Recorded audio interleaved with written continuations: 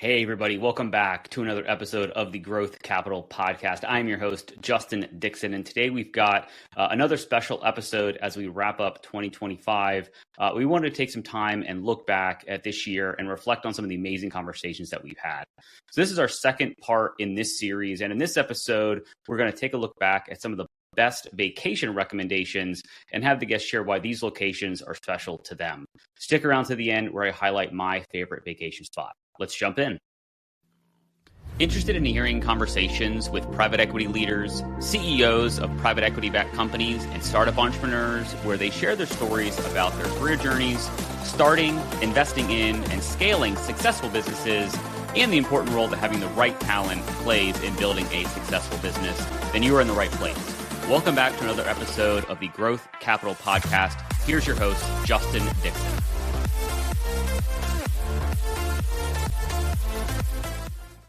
What is your favorite vacation spot? Santa Claus Village. Charleston, South Carolina. Oregon Coast. Anna Maria Island. Puerto Vallarta. London. Abaco, Bahamas. Puerto Rico. Sayulita, Mexico.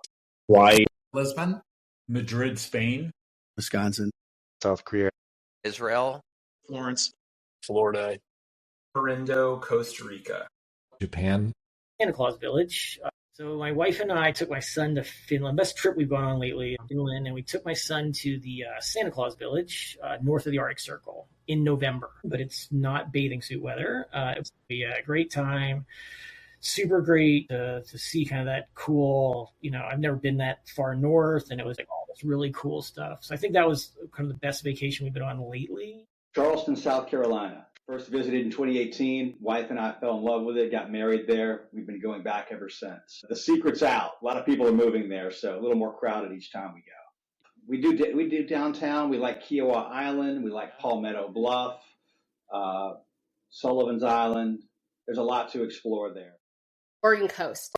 I grew up in Idaho, and we would go on occasion as a family. We never flew anywhere. We were always driving. We would drive to the Oregon coast, and there was something so magical about it. And as a family, we got to go there just last year, 2024. We took a trip during the summer to the Oregon coast, and I was just in love. So it is the breeze, the people, the shops, the everything. It's just really peaceful and lovely. And I think it's so cool that I can drive there now.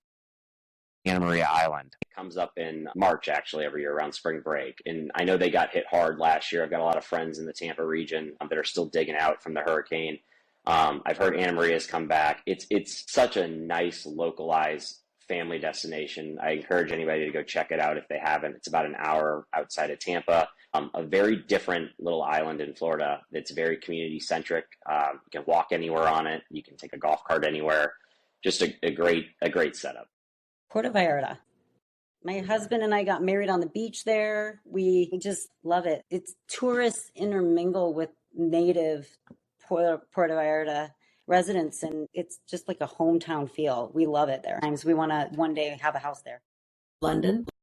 I have loved exploring different parts of London, like a local, and I have not run out of neighborhoods to go explore. So still love my favorite spots in London and all those local things to do, and I have not run out of that. So I would say easy answer. It doesn't feel like a vacation because I go there so often and all of that, but it's still a city that has more and more to offer every time I go. Abaco, Bahamas. Not a lot of people know about it, which is great. But incredible water, incredible people. It's just this secluded, beautiful beach, and I could be happy there for a long time. Puerto Rico. For our honeymoon, we went to Puerto Rico, and we didn't go to all the touristy spots. There's a little, on the eastern tip, Humacao, and it was fantastic. Yeah, I would go back in a heartbeat. Sayulita, Mexico. It's amazing surf, very bohemian yoga surfing vibes there. A lot of expats, English speakers, and man, the sunsets over the Pacific Ocean over there are just unmatched. So if you haven't been, if you're into surfing and yoga, that's my top recommendation. Hawaii. The first time I went to Hawaii, someone told me I got invited to do speaking there, and I said no. So I'm like, oh, it's a boondoggle. My boss said, you've got to go. to this conference. And then I went there and I thought, oh, I had this idea of Waikiki and being all tacky, but then I went there and I realized, God, it's one of the most beautiful places in the world. So another reason to be blessed living in California is that you're a hop, skip, and a jump from Hawaii. Lisbon. And there's something absolutely beautiful about the city and the bridge over this massive canyon and water.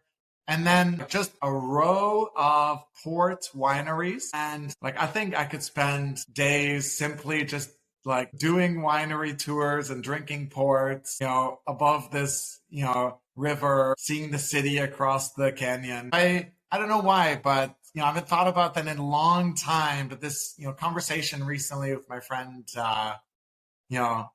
brought me back to that time. And I feel like it's not a very common vacation spot. Madrid, Spain. I spent some time there as a young professional working. I'm very familiar with Italian culture, as you might imagine from my name. I speak Italian the whole 9 yards there. Love going there too. They're very friendly, kind people. They know how to have fun, and it's just a beautiful, very accessible city with lots of things to do. So I really enjoy that. I mean, sunny mornings in Madrid with having a cup of coffee outside in like perfect weather is a great way to just enjoy a very urban setting. Wisconsin.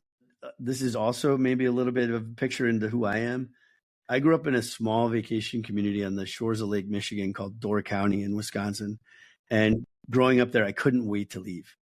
I live in a town of 315 people that grows to like 10 or 15,000 during the summer.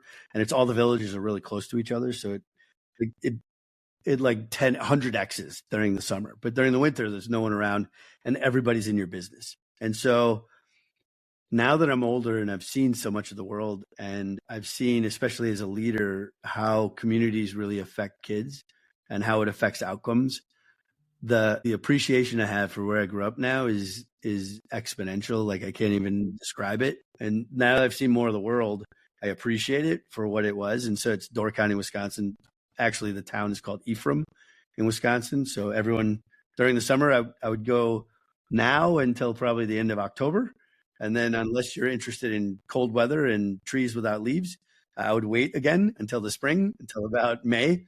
And then it's one of the most beautiful places on the planet, I think. South Korea. I really love Korea. My wife is of Korean descent, and we've been to many places all around South Korea, and I always have a fantastic time. The food's delicious. There's lots of fun things to do. Israel.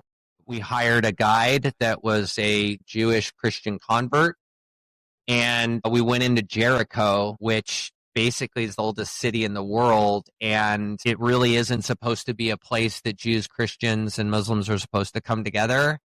But like we broke bread with, folks from all over the place with different points of view, rode a camel, and all of that sort of thing. But it really reinforced my hope and my belief that, when you strip away a lot of the noise, there's just a lot of good personal connections, and that people are generally across the globe have the right intention in terms of just trying to live good lives and take care of their families and themselves. So that was probably the most profound in terms of being able to see that and experience that. Specifically Jerusalem and Tel Aviv.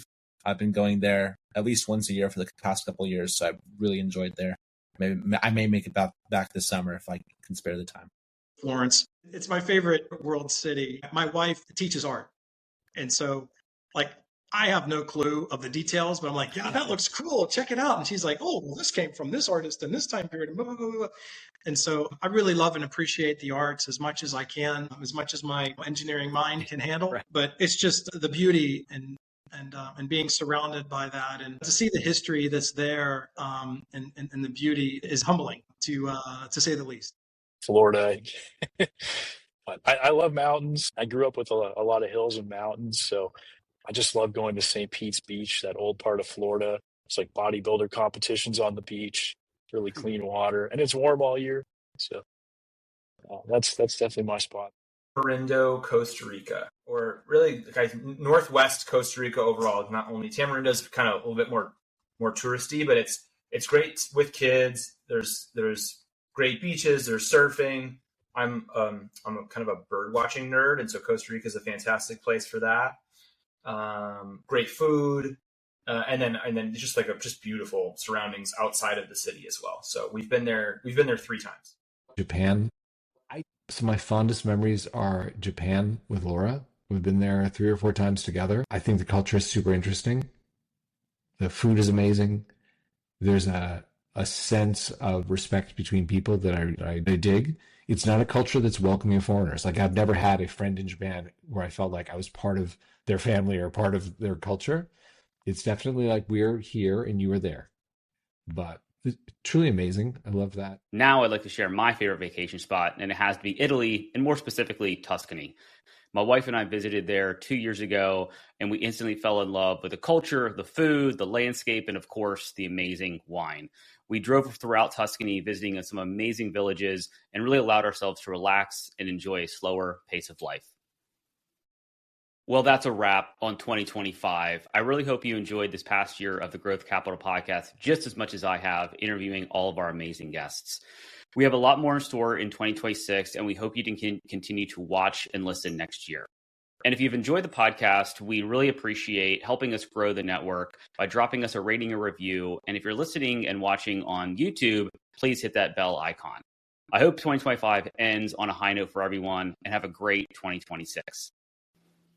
I hope you found at least one actionable insight from this episode of the Growth Capital Podcast, your one-stop shop for insights from private equity leaders, CEOs, and startup entrepreneurs on starting, investing in, and scaling successful businesses, as well as the role having the right talent plays in growing a successful business. It would be greatly appreciated if you would rate and review this podcast. And if you're watching on YouTube, please like and subscribe and drop us a comment so we can expand the audience of this podcast. Thank you for all your support, and don't forget about upcoming episodes dropping every Tuesday.